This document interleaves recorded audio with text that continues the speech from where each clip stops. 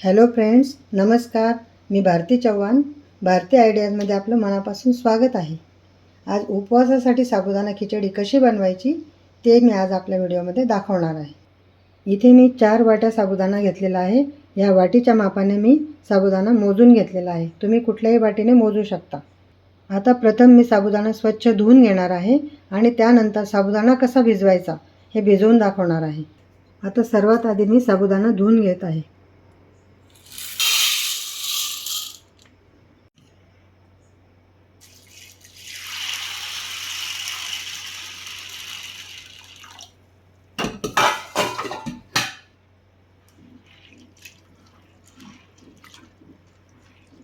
साबुदाण्यामध्ये जी घाण असते ती सर्व निघून जायला हवी, म्हणजे आपला साबुदाणा अगदी पांढरा शुभ्र स्वच्छ दिसायला पाहिजे.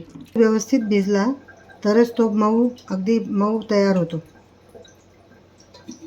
आता हा साबुदाणा मी 7 ते 8 तास किंवा ओव्हरनाईट भिजवून ठेवणार आहे. आता आपण साबुदाणा चेक करूया. अशा प्रकारे आपला साबुदाणा व्यवस्थित भिजलेला आहे, तुम्ही बघू शकता.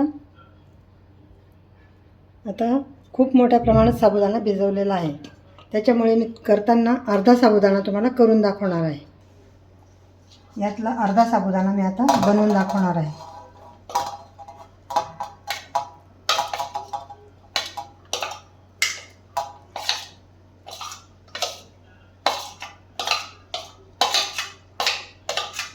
कारण आमच्याकडे उपवास असल्यामुळे 2 टाईम साबुदाणा लागतो. त्यातला अर्धा साबुदाणा मी नंतर करणार आहे, किंवा या साबुदाण्याचे आपण वडेही बनवू शकता. आता ह्या 2 वाट्यांचा साबुदाणा आपला शिल्लक राहिलेला आहे. त्याच्यासाठी मी 1 वाटी शेंगदाणे घेत आहे. हे शेंगदाणे मी भाजून त्याची साल काढून जाडसर वाटून घेणार आहे मिक्सरमध्ये. इथे मी शेंगदाण्यांची साल काढून घेतली आहे. आता मिक्सरमध्ये जाडसर दळून घेणार आहे.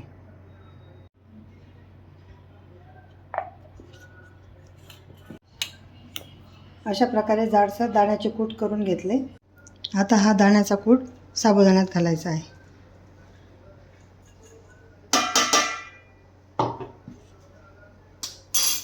त्यानंतर चवीप्रमाणे मीठ घालायचे.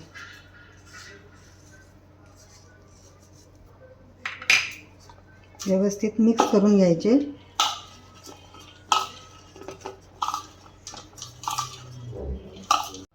आता साबुदाण्याच्या फोडणीसाठी जिरे, प्रथम तूप टाकायचे आहे. तुम्हाला तूप आवडत नसल्यास तुम्ही तेलही वापरू शकता. तूप, जिरे, हिरवी मिरची आणि उकडलेला बटाटा. आता पुढील कृतीकडे आपण वळूया. मी तूप घालत आहे फोडणीसाठी. तुम्हाला तेल आवडत असल्यास तुम्ही तेलही घालू शकता. आता तूप चांगले गरम झालेले आहे, त्यात जिरे घालूया.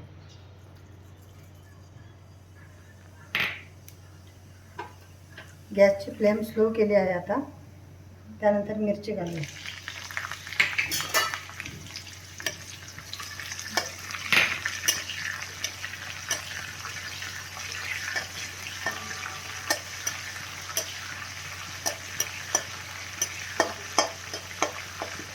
तुम्हाला लाल तिखटाचं आवडत असेल तर लाल मिरची घालू शकता. मिरची चांगली फ्राय झाल्यानंतर उकडलेला बटाटा घालत आहे. तर अगदी खमंग वास सुटला आहे. बटाटे फ्राय झाल्यानंतर आपण साबुदाणा घालणार आहोत.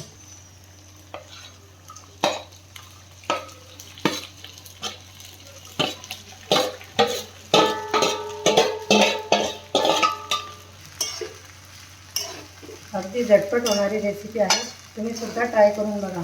तुम्हाला जर माझा व्हिडिओ आवडत असेल तर माझ्या व्हिडिओला लाईक करा.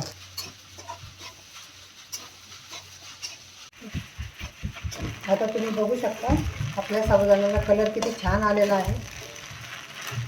अगदी मोकळा मोकळा साबुदाणा तयार झालेला आहे.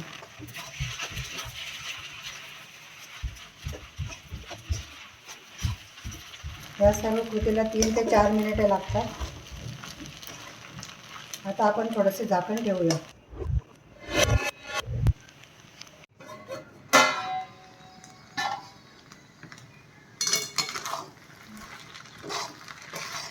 अशा प्रकारे आपला साबुदाणा आता रेडी झालेला आहे. आता मी सर्व करणार आहे.